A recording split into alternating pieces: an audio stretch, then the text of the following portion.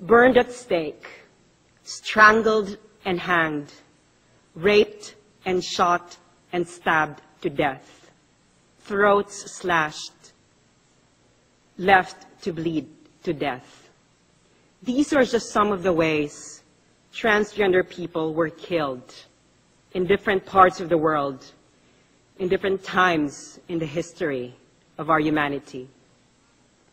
These are just the tip, the violent tip of the iceberg of our suffering.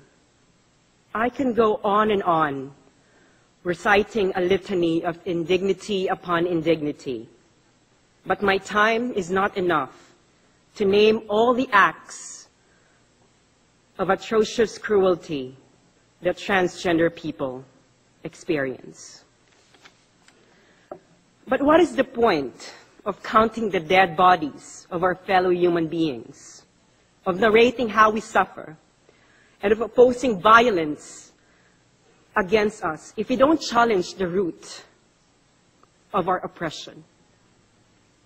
The sincerity of our intention to address the human rights violations against transgender people rests upon the depth of our appreciation of human diversity and the breadth of our understanding of why transgender people suffer these indignities. The root of our oppression is the belief that there is only one and only one way to be male or female. And this starts from our birth. Upon a quick look at our genitals, we are assigned into either male or female. This declaration is more than just a statement of what's between our legs. It is a prescription of how we should live and must live our lives. It is a dictation of what we should think about ourselves, the roles we should play, the clothes we should wear, the way we should move, and the people with whom we should have romantic and erotic romantic relationships. But this belief is so wrong, very wrong. The existence of people whose identities, bodies, and experiences that do not conform to gender norms is a proof that this belief is wrong. 5 years ago, in 2006, the situation of LGBT people was different than it was now. LGBT people were largely invisible, existing only within the framework of stereotypical and degrading jokes or foreign cinema works.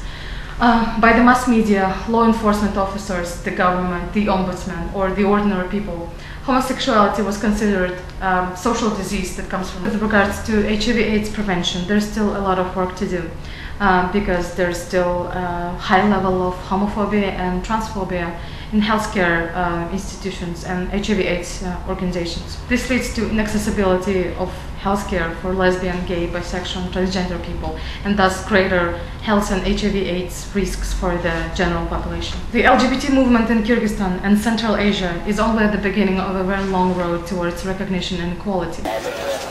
Iman and Gabriels, two young guys from Gay and Lesbian Youth Organization who actually did organize the first gay pride in Riga. There were only like 80 gay and lesbian people or their supporters, some 1,800 policemen and between 5,000 and 10,000 people who came.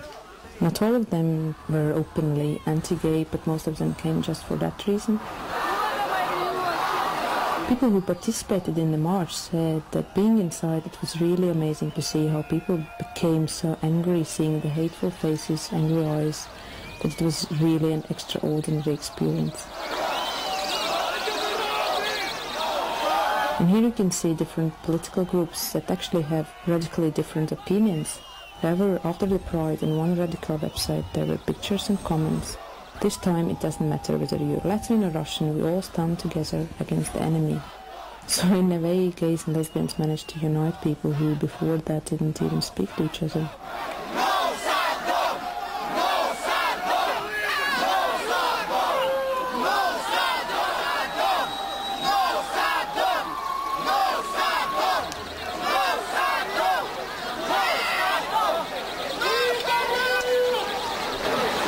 Yuris Lavrikov, Information and Communications Officer of Yoga Europe. He left Latvia at the beginning of 90s, and for him it was a really shocking experience to see things like this happen now.